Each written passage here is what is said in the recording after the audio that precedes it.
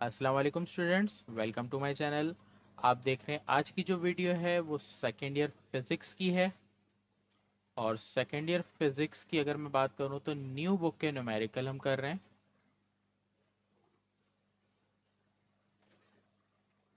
और chapter number हमारा है 17। सही, तो सेकेंड लॉ ऑफ थर्मोडायनेमिक्स। अच्छा, second law of thermodynamics important है बाकी चैप्टर से, क्योंकि बाकी चैप्टर में कुछ ज़्यादा इंपॉर्टेंट सवाल है नहीं, सेकेंड लॉ ऑफ थर्मोडायनेमिक्स में इंपॉर्टेंट सवाल है। तो एग्जाम में चांस है कि इस चैप्टर से न्यूमेरिकल बोर्ड में आएगा, पिछले चैप्टर से कम चांस है। डेटा बनाते हैं क्वेश्चन का। सवाल में बोल रहा है a Carnot engine 2000 joule of heat from reservoir. तो 2000 जूल ऑफ हीट ले रहा है रिजर्वर से, do some work and discard some heat reservoir at 350 Kelvin. How much heat is discarded? How much work does it the engine do? What is the efficiency? तो अगर मैं चीज़ों पे आ जाता हूँ, सबसे पहले Carnot engine take heat. Heat है जिसको हम लिखते हैं किससे?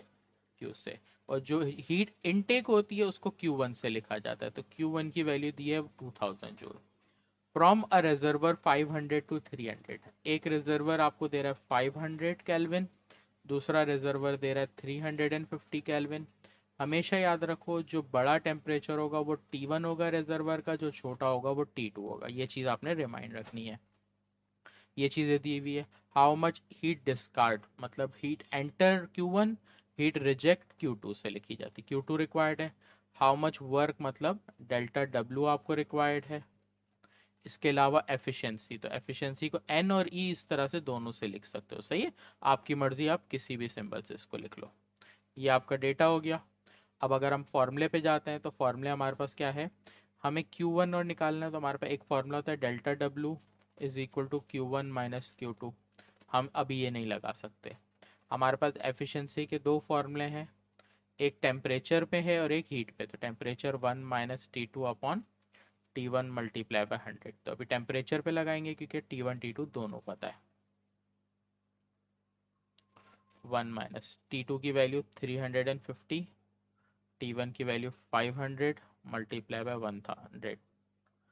सही है, इस पूरे को हम सिंप्लीफाइड करेंगे, इन दोनों को डिवाइड करेंगे, देन 1 से माइनस करेंगे। सही, तो मैं करता हूँ 350 डिवाइडेड बाय 500, तो 0.7 आ रहा है। तो 1 - 0.7 मल्टीप्लाई बाय 100। इस पूरे को जब सिंप्लीफाइड कर रहा हूँ तो ये आ रहा है 30%। ये मेरे पास आ गई किसकी वैल्यू? एन की वैल्यू। सही, आगे बढ़ता हूँ। अब मुझे क्या निकालना है? Delta W. इस फॉर्मूले को अभी भी नहीं लगा सकता क्योंकि मेरे पास एन मौजूद है सिर्फ। तो मैं यहाँ पर एक फार्मूला यूज़ करूँगा एन के लिए। जो फार्मूला है वो है delta W divided by Q1 multiply by 100। इस फॉर्मूले में सारी चीज़ें पता है। एन की वैल्यू 30 है, डेल्टा डब्ल्यू आपको रिक्वायर्ड है, Q1 की वैल्यू आपको बताई हुई है सवाल में 2000 मल्टीप्लाई बाय 100। यहाँ सिंप्लीफाइड करूँ तो दो जीरो तो कैंसिल हो गया, 20 वहाँ चला जाएगा, तो 30 मल्टीप्लाई बाय 20। तो डेल्टा डब्ल्यू आ जाएगा 3 × 2 = 6 और दो जीरो, ये आ गया 600 जो। तो आपके पास दो चीज़ें आ गई, लास्ट चीज़ बच गई। अब ये फॉर्मूला यूज़ कर लेते हैं, delta Q is equal to Q1 minus Q2। Delta W आपके पास है 600, Q1 है 2000, Q2 रिक्वायर्ड है। ये वैल्यू माइनस में इस तरफ आ जाएगी और 600 दूसरी तरफ चला जाएगा। तो ये आंसर आ गया 1400। हीट का आंसर होता है जूल्स में। तो तीन चीज़ें पूछी थी, एक, दो और तीन, ये तीन चीज़ें निकल गई। सही है, तो ये इंपॉर्टेंट सवाल है, इस तरह के सवाल एग्जाम में आ सकते हैं। नेक्स्ट क्वेश्चन पे आते हैं, क्वेश्चन नंबर 2, डेटा। सवाल आपको दिया हुआ है 1 किलोग्राम। सबसे पहली चीज़ मास गिवन है 1 kg। आइस टेम्परेचर गिवन है 0 degree centigrade. Melt to convert to water, temperature 0 degree पे मेल्ट हुआ है। कंप्यूट द एंट्रोपी, एंट्रोपी को लिखते हैं डेल्टा एस से। ये आपको सवाल में डेटा चीज़ें दी हुई हैं, कुछ चीज़ें ऐसी हैं जो यहाँ नहीं दी, वो आपको कांस्टेंट से याद रखनी पड़ती है। अभी फ़िलहाल आप याद रख लोगे, लेकिन एग्ज़ाम में ऐसा है कि ये चीज़ें आपको लिख के दे देता है, ऐसा नहीं होता कि आपको नहीं लिख के देगा। तो यहाँ पर आपकी latent heat of fusion use होगी, जो कांस्टेंट वैल्यू है वो मैं यहाँ लिख देता हूँ 334 यूज़ होगी। सही। अगर मैं फॉर्मूले पे जाऊँ तो जो फॉर्मूले आपके पास हैं, एंट्रोपी के फॉर्मूले की बात करूँ तो delta S is equal to Q divided by T temperature. आपके पास टेम्परेचर मौजूद है, केल्विन में कर देंगे 273 केल्विन। क्यू मौजूद नहीं है। क्यू निकालने के लिए आपके पास फॉर्मूला है Q is equal to M latent heat of fusion. तो अब आपको दोनों चीज़ें पता है। मास आपका है ग्राम में, लैटेंट हीट ऑफ फ्यूजन जो आपकी है वो आपको दी हुई है ग्राम के अंदर। तो यहाँ पर इसको मैं लिख लेता हूँ। अगर किलोग्राम में लेता तो 0 पॉइंट में आता, मैं यहाँ पे ग्राम वाली ले लेता हूँ इसकी। ये हमारा यूनिट है जूल्स डिवाइडेड बाय ग्राम। सही है। तो इस वजह से यहाँ ग्राम है, तो ये ग्राम में होना ज़रूरी है, वरना आंसर नहीं आएगा। तो दोनों में से कोई एक चीज़ आपकी कन्वर्ट होती है, मैंने इसको कन्वर्ट किया तो क्यू निकल जाएगा।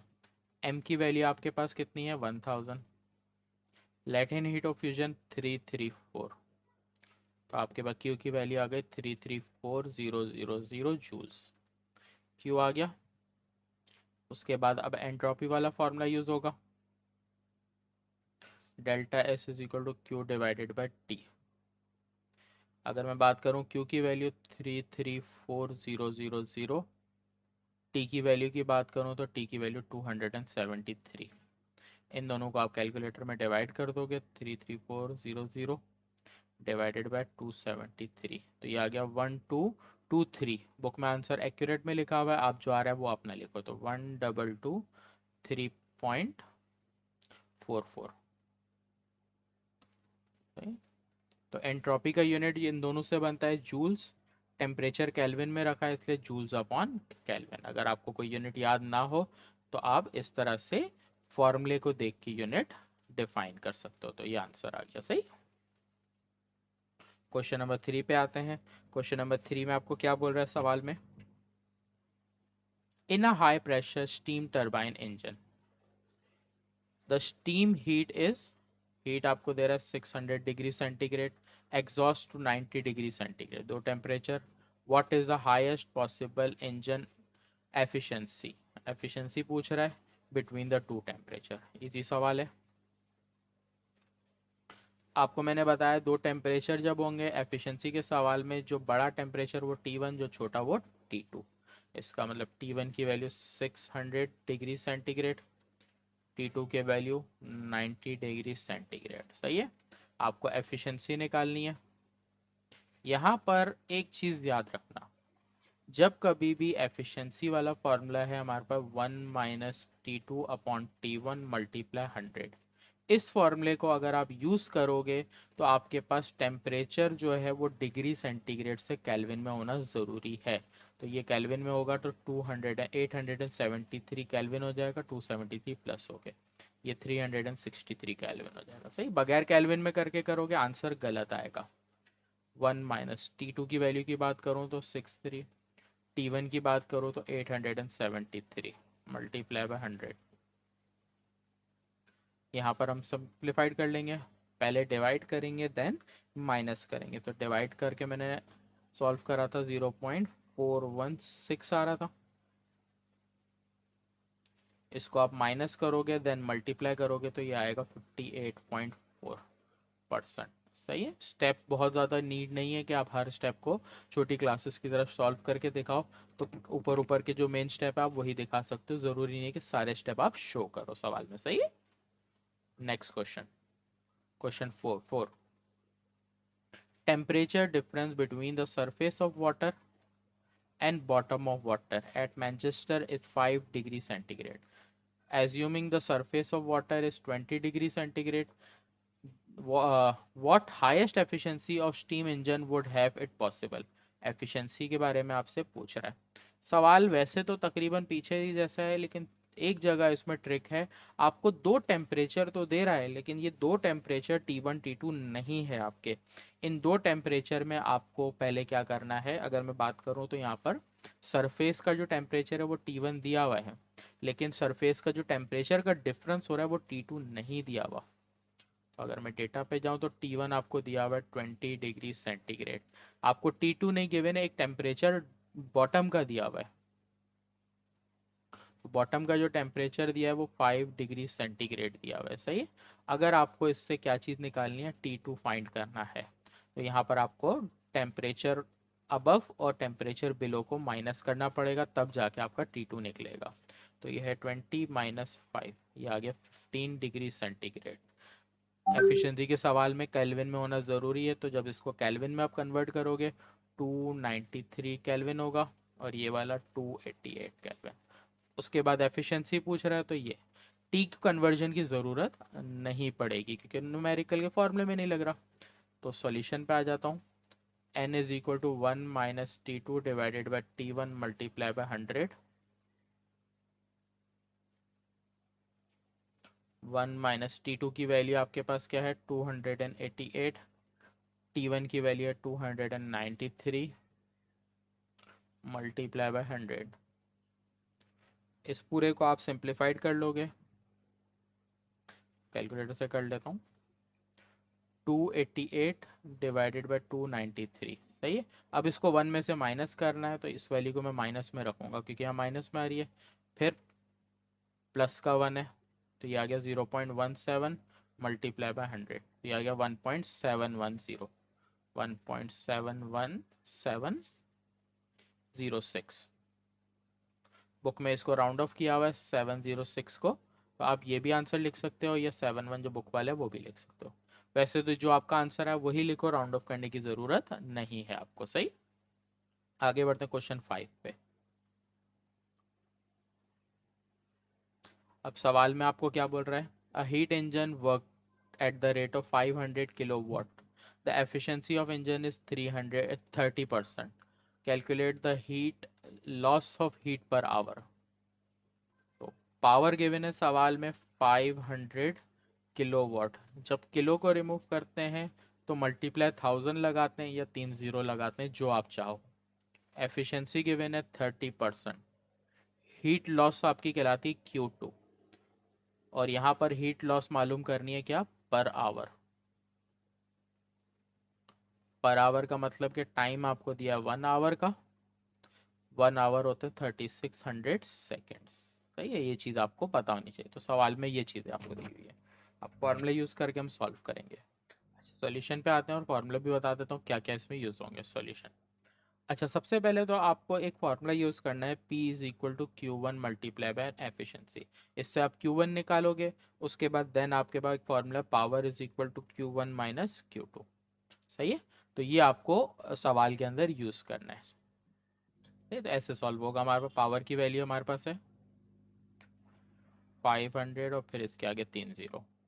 आपको Q1 नहीं पता, एफिशिएंसी पता है 30, ये वैल्यू मल्टीप्लाई में वहाँ जाके डिवाइड हो जाएगी।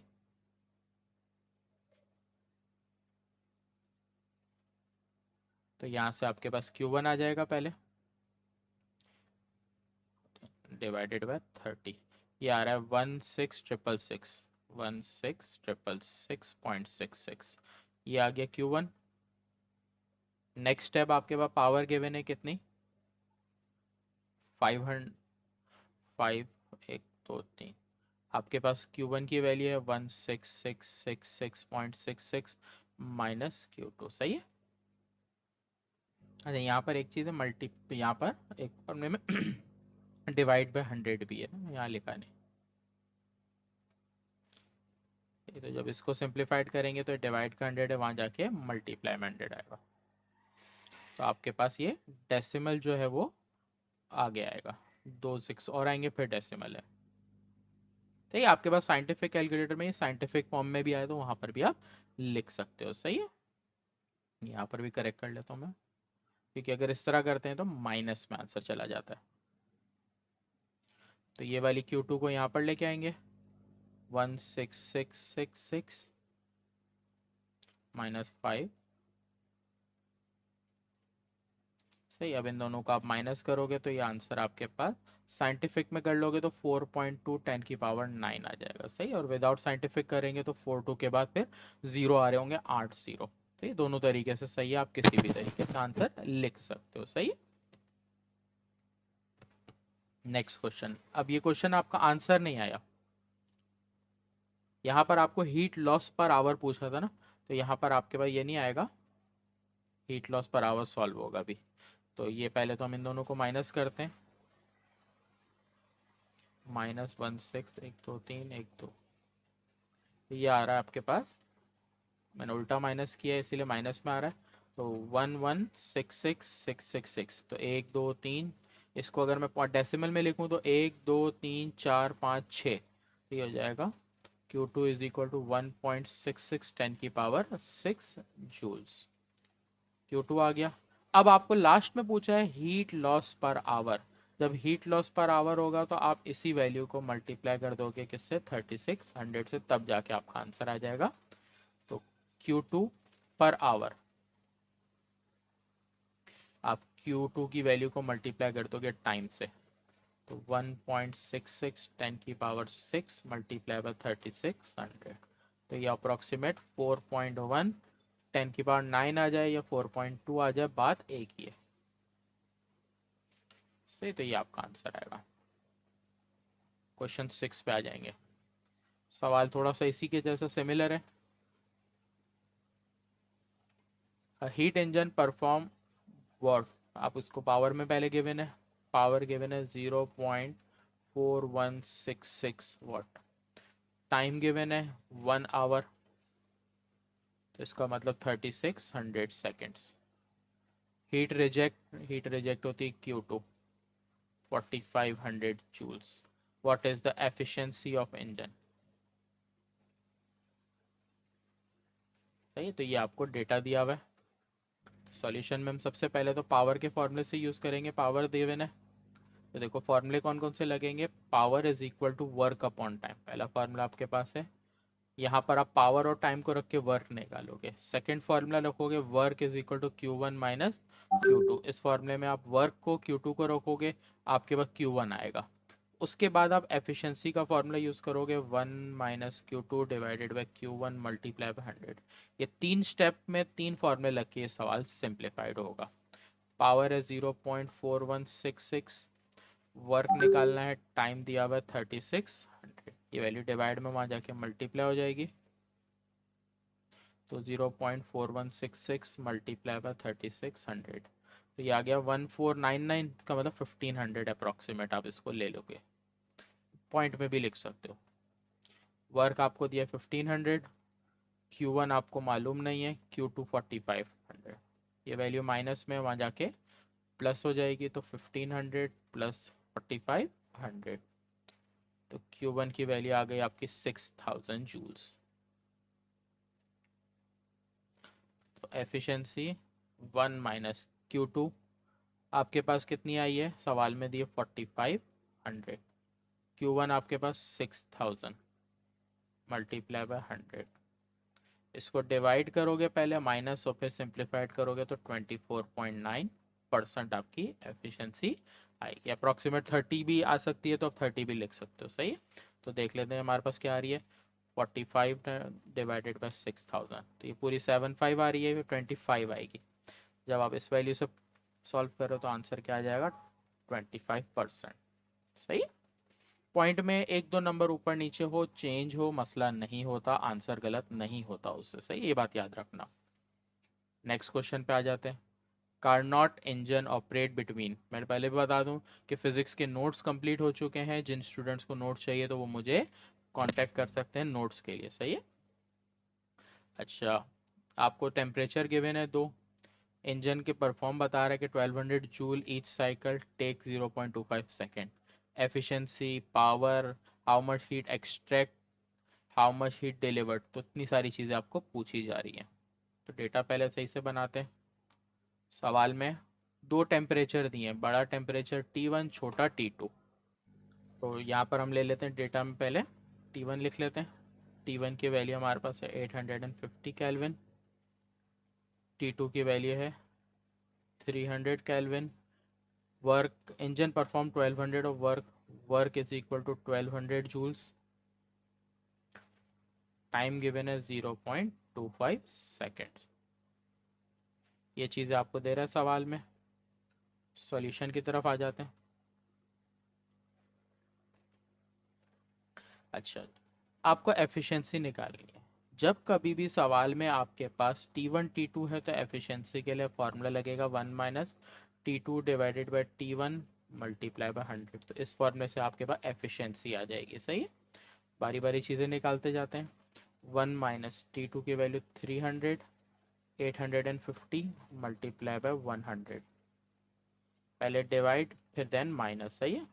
तो 300 डिवाइडेड बाई 850, 0.35 माइनस 1 कर देंगे तो 64.7 हमारी आ गई एफिशिएंसी. सही है. तो ये एफिशिएंसी आ जाएगी सबसे पहले. नेक्स्ट स्टेप, अब आपको और क्या क्या निकालना. मैं आपने जो चीज़ें निकालनी वो नहीं लिखी डेटा में. तो एफिशिएंसी निकालनी है, पावर निकालनी है, हीट एब्जॉर्ब और हीट रिजेक्ट Q2. ये चार चीज़ें आपको निकालनी है. सही है. एफिशिएंसी आ गई. अब नेक्स्ट पर आते हैं. पावर का फॉर्मूला है power equals to work upon time. आपको वर्क पता है, सवाल में दिया हुआ है 1200.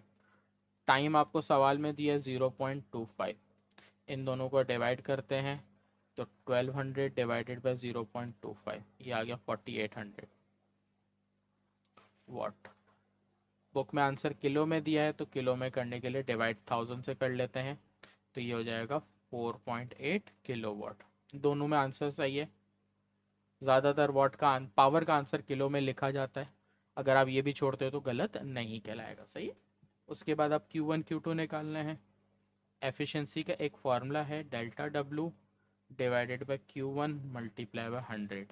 इस फार्मूले के अकॉर्डिंग हमें डेल्टा W देखो पता है, वर्क पता है, एफिशिएंसी हम पहले निकाल चुके हैं, Q1 निकल जाएगा. तो करेंगे ये, Q1 ऊपर आ जाएगा, N की वैल्यू नीचे आ जाएगी.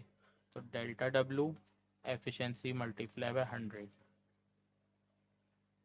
तो ये हो जाएगा W की वैल्यू 1200, एफिशिएंसी आपके पास है 64.7 मल्टीप्लाई 100. इस पूरे को सॉल्व कर लेते हैं. तो 1200 डिवाइडेड बाय 64.7 मल्टीप्लाई 100, 1854, 1854.7. बुक में राउंड ऑफ कर दिया इसको भी, इसलिए 55 लिखा गया. आप ये भी छोड़ सकते हो. लास्ट आपके पास Q2 रह गया. फॉर्मूला है delta Q is equal to Q1 minus Q2. आपके पास यहाँ डेल्टा W मैंने Q लिख दिया. अब वैल्यूज पुट करते हैं. Q की वैल्यू आपके पास 1200 है. Q1 आपको रिक्वायर्ड है, नहीं Q1 आपने निकाल लिया 1854.7. Q2 मालूम करना है. तो ये वैल्यू माइनस की है, इधर आ जाएगी प्लस में. 1200 वहाँ चला जाएगा, माइनस में आ जाएगा. तो Q2 इन दोनों को माइनस करें तो 654.7 जूल. तो ये आपके पास चार आंसर आ गए. एक एफिशिएंसी का, एक पावर का, फिर Q1 का और फिर Q2 का. सही. बेहतर होता है कभी बड़ा सवाल हो तो रिजल्ट बना लिया जाए. लास्ट क्वेश्चन पे आ जाते हैं सवाल इस चैप्टर के. Carnot engine absorb 52 kilo joule heat. Exhaust मतलब हीट रिजेक्ट कर रहा है 36 kilo joule. Calculate the efficiency और वर्क डन. तो हेडिंग डालते हैं डेटा. हीट एब्जॉर्ब मतलब Q1 दे रहा है 52 किलो जूल्स, Q2 आपको दे रहा है 36 किलो जूल्स. आपको पूछ रहा है एफिशिएंसी और वर्क मतलब डेल्टा W. एफिशिएंसी का फॉर्मूला पीछे वाला भी यूज़ किया वही आएगा. तो efficiency is equal to 1 minus Q2 upon Q1 multiply by 100. 1 minus Q2 की वैल्यू आपके पास है 36, इसकी वैल्यू 52 मल्टीप्लाई बाय 100. सही. तो इसको पहले डिवाइड करेंगे देन मल्टीप्लाई. 36 डिवाइडेड बाय 52, फिर माइनस और देन 100 से मल्टीप्लाई। माइनस को इग्नोर इसलिए करूँगा क्योंकि मैं 1 आगे पीछे लिखा। 30.7% हमारी एफिशिएंसी आ गई। अब हमारे पास वर्क बच गया, तो वर्क के लिए हमारे पास फॉर्मूला है efficiency is equal to delta W divided by Q1 multiply 100। अब इसको सिंप्लीफाइड करते हैं। एन की वैल्यू कितनी है? 30.7। डेल्टा डब्ल्यू आपको निकालना है, तो यहाँ पर एक चीज़ मैं करता हूँ, Q1 को ऊपर और एन को नीचे ले जाके शो कर देता हूँ, फिर आगे सॉल्व करता हूँ। ये हो जाएगा, वर्क निकालना है ना, तो यहाँ से वर्क को अलग करेंगे, इसको भी सिर्फ ऊपर नीचे नहीं। देखो क्या होगा, n multiply by Q1 divided by 100।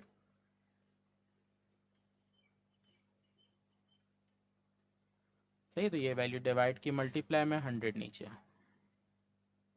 n आपके पास कितना है? 30.7। Q1 आपके पास कितना है? 52, 100। तो ये जगह 30.7 मल्टीप्लाई बाय 52 डिवाइडेड बाय 100, ये आ गया 15.9। 15.9 किलो जूल्स, क्योंकि हमने यहाँ पर किलो को कन्वर्ट नहीं किया, ज़रूरत नहीं थी, इसीलिए हमारा आंसर सारे किलो के अंदर रहेंगे। तो यहाँ 16 राउंड ऑफ करके लिखा है, दोनों आंसर सही है। तो एक आंसर ये, एक आंसर ये। यहाँ पर आके चैप्टर नंबर 17 के सेकेंड लॉ ऑफ थर्मोडायनेमिक्स के न्यूमेरिकल मैंने सारे कंप्लीट कर दिए, और अब उसके बाद चैप्टर 18 पे हम इंशाल्लाह आगे बढ़ेंगे।